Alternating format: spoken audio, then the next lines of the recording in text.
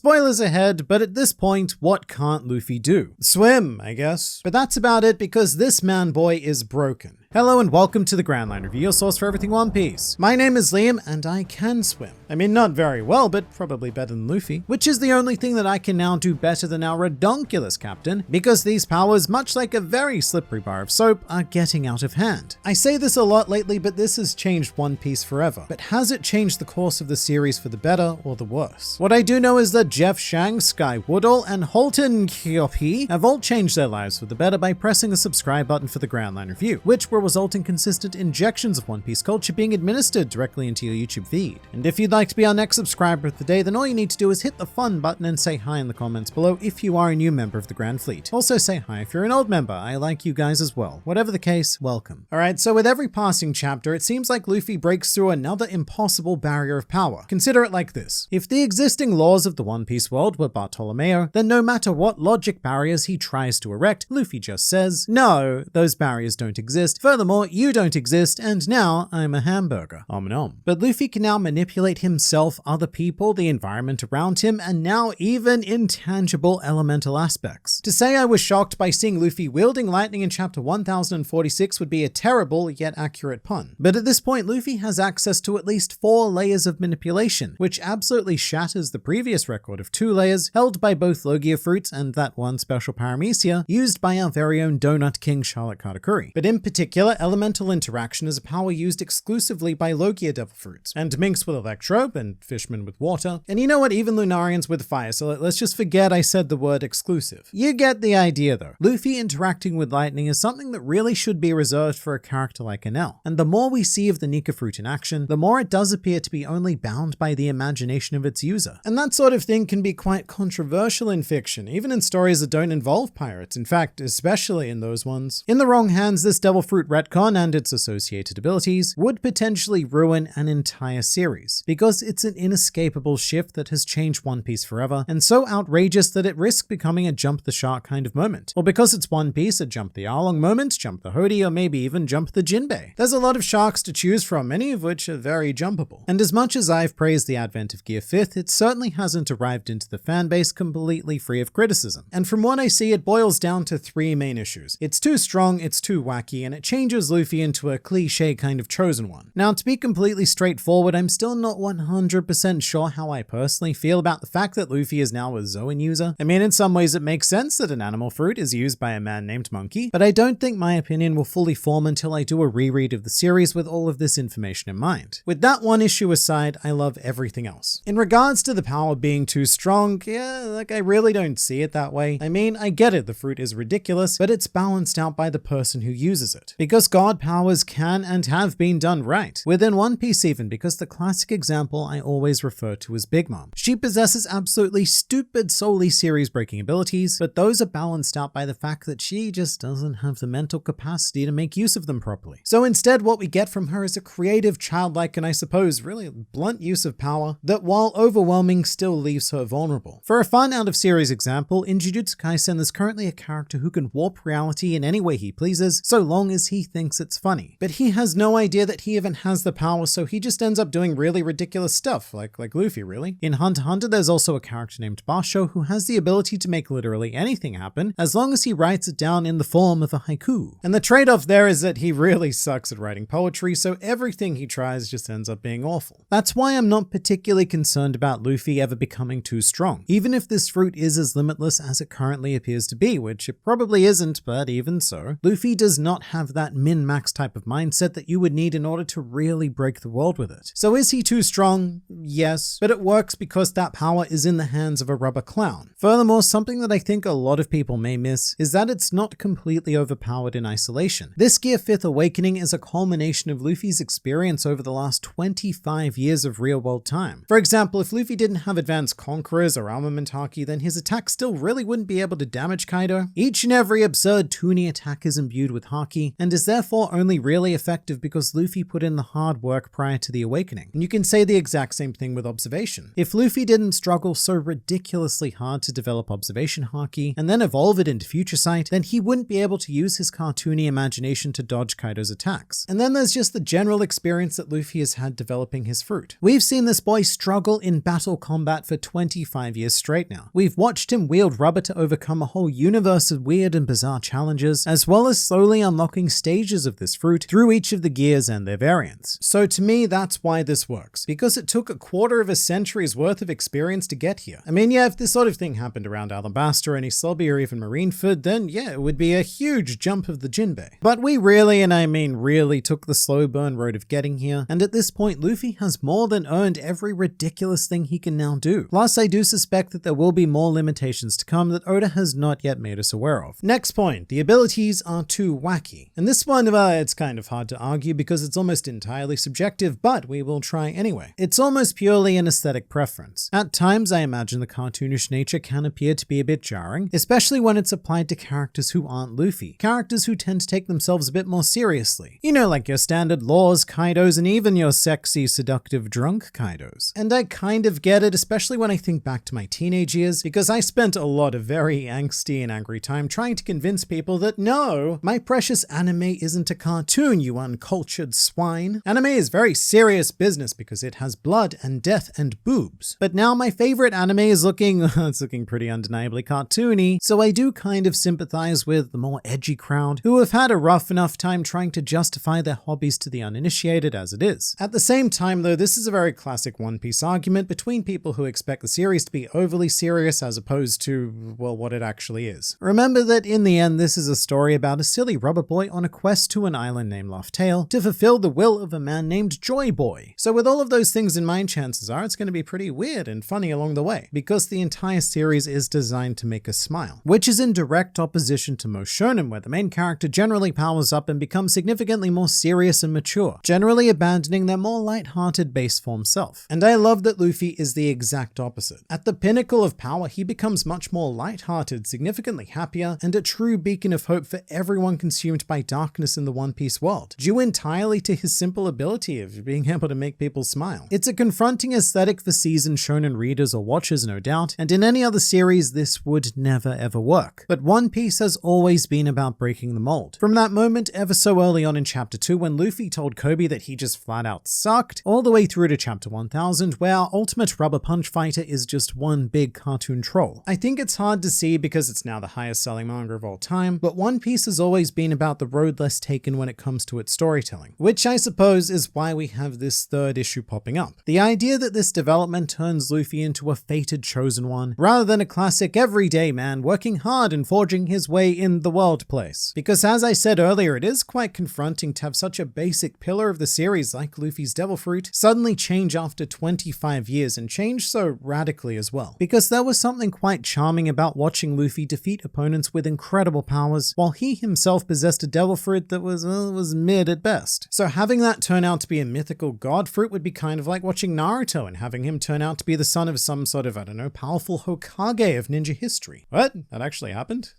These are the sorts of storytelling developments that make Dentists very, very rich, because it can be a bit of a kick in the teeth for the audience. Because if a character was always fated to do something or inherently has a bloodline containing blood powers, then it risks ruining their everyday appeal. And personally, I really do hate it in stories when the main character is revealed to be something like, you're actually the son of the king and you've inherited the royal techniques through your bloods. And it turns out that you were special all along. In fact, not only that, but you were the most special of the special, chosen by all of the destinies. And let's not beat around the Gaimon here. Luffy is a classic chosen one. His father is the most wanted man in the world. His grandfather is the greatest marine to have ever lived. His brother is the son of the former pirate king himself, and his whole family lineage embodies the will of D, with Luffy in particular being the chosen vessel for the will of the Joy Boy and even a potential sun god. The only thing that makes him different right now, and this is very important, what makes him different is that in all of these cases he either doesn't know or doesn't care. From Luffy's perspective, he isn't anything special at all. He's just a man who dreams about a thing, and he's gonna do that thing. Very much incidentally saving the world and fulfilling all sorts of prophecy things along the way. It's a very fine line though, and it's only gotten finer with this revelation. So I ran a poll on my channel asking everyone, or not everyone, but lots of people, what they think of Luffy's new powers, and 67% of people are absolutely in love with them. Meanwhile, 17% are neutral, and only a very surprising 3% really dislike what's happening.